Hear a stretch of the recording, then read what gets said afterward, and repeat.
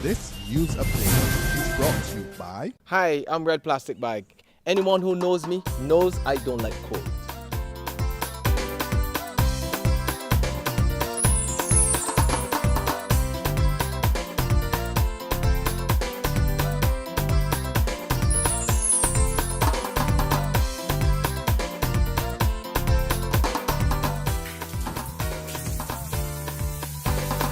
Sunshine reigns in my country. I love it.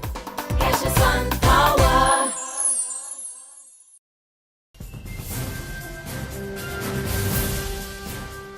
This is the 6 p.m. Barbados Day update for Monday, May 5, 2014. I'm Kamar Jordan. Good evening. It's over to the Labour Department on Wednesday for another round of talks on the contentious layoffs at the National Conservation Commission. This is the board of the NCC prepares to meet tomorrow to determine its next move. This morning, management and representatives of the two leading trade unions met for over 2 hours but failed to reach a compromise, with the unions emerging from the meeting, sending a strong signal that they will not be backing down on the last-in, first-out principle. So we are not resting our laurels until this process is rectified. There's a Rosa Parks issue here. Okay, exactly. And not only that, this has implications for governance in Barbados. Because if you don't have cabinet word with a decision that you can rely on, it speaks to governance in this country. It's a serious matter, it's going across NCC. If you cannot even rely on a statement with how you're going to deal with the retrenchment, and somebody come and say these are the variables you can introduce, be careful. It means then you can't take nobody word in this country for anything. It's a serious situation. Meantime, the BWU's Deputy Director of Industrial Relations, Dwayne Paul, is adamant that if the process was followed in the first place, the situation would have been settled without rancor. He says the BWU is only interested in securing a fair deal for the workers. We are adamant that the process must be followed and must be respected by the management here at NCC. The meeting is tomorrow. Meeting tomorrow with NCC's board. Before they meet with us on Wednesday, they will determine how they want to go forward, and we are hopeful that when they come to us on Wednesday, that they are coming to adhere to the process and let us take this matter forward so that the workers behind us can have fairness and justice, and this matter can be resolved speedily. Some startling new statistics in the United Nations study on Barbados. It shows that 75% of parents use extreme violence in disciplining their children. The study also reveals that 12% of children in Barbados under age 5 are obese. It also points to unsafe habits, with only 25% of parents said to be practicing safe disposal of their children's feces. The statistics were presented at the national consultation at the Barbados Hilton this morning by Odemiji Oluwu, the monitoring and evaluation specialist at the UNICEF office in Barbados. The main issues of challenge is violent discipline of children. It's very high at 75%. Women who know the three means of mother-to-child transmission of HIV, just about half of the women. I would say about a third of the women, 15 to 49 years, are drinking alcohol.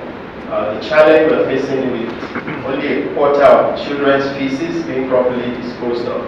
And there's the issue of the unmet need for contraception. Exclusive breastfeeding for 6 months is very low. Just 1 out of every 5 children who are born get breastfed exclusively. Obesity is something to watch out for at 12%. And infants also with low birth weight, we need to see what can be done. Is back to court tomorrow for Defense Force Officer Timothy Bancroft, who's facing a court-martial on 3 charges. These are stealing, disobedience, and escaping custody. Today, the court heard that Bancroft stole one of his colleagues' military uniforms before escaping from the BDF headquarters at the garrison in a ZR.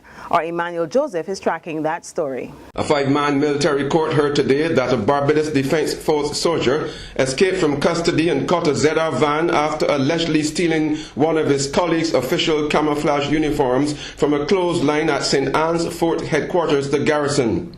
This came to light during the opening presentation of Prosecutor Captain Sandra Blackman as Private Timothy Bancroft faced a court-martial at BDF headquarters on 3 charges: stealing, escaping custody, and disobedience to standing orders, all allegedly happening on November 28, 2013.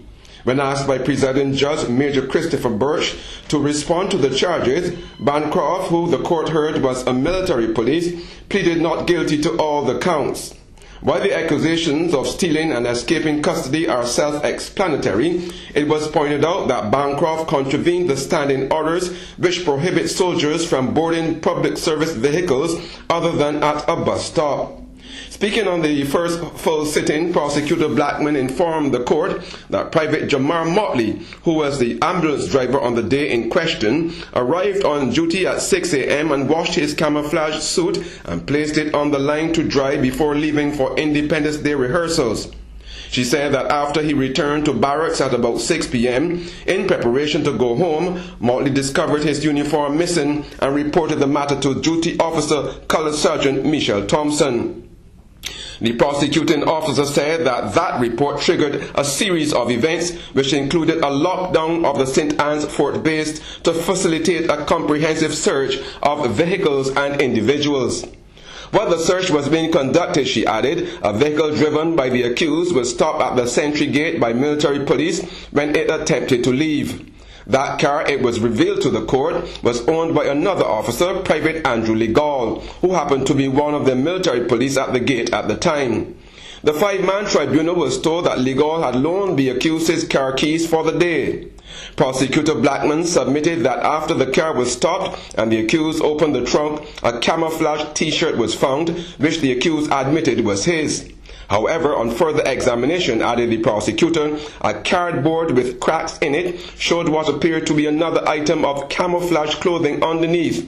Evidence was that the missing uniform was found wrapped around the spare tire. Bancroft was subsequently placed under close arrest, but the tribunal was told he later fled by running past 3 military police officers, ran into the direction of Bay Street, and caught a ZR in front of the Barbados Light and Power Company. The military police officer who oversaw the search of the car and later questioned the accused testified that he was too fast for him and he did not even try to catch him because he couldn't. The court was also informed that Bancroft was later caught by a specially assigned team of officers and removed from a transport board bus going to Josie Hill, Connell Town. 4 witnesses were called today by the prosecution, including the officer who reported his uniform missing. The accused is being represented by Sub-Lieutenant Rita Evans. The hearing continues tomorrow morning at 9 o'clock at the BDF St. Anne's Fort headquarters. Emmanuel Joseph for Barbados Today. There's regional and international news after this short break.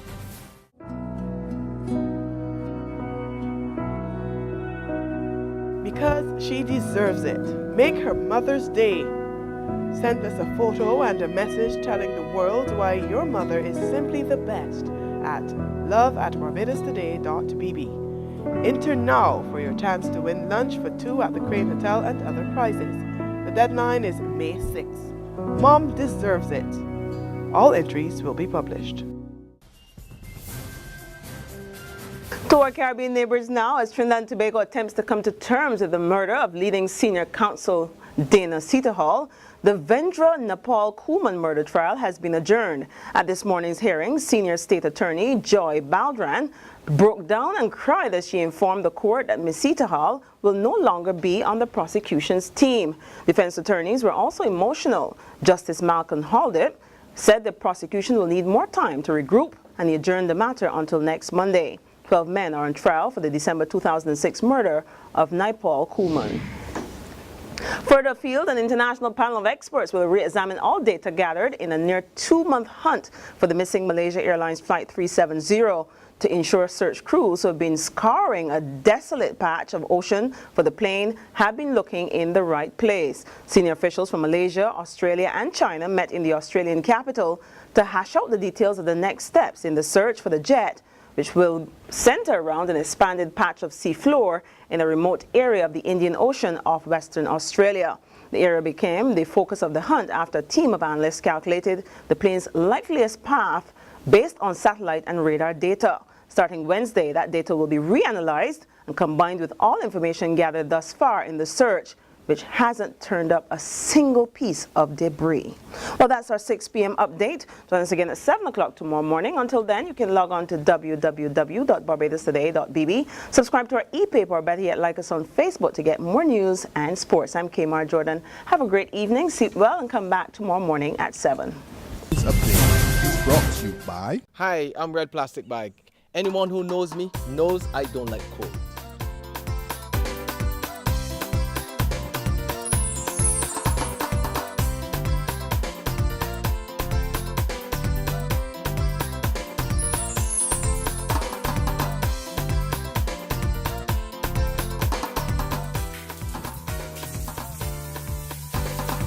Sunshine reigns in my country. I love it.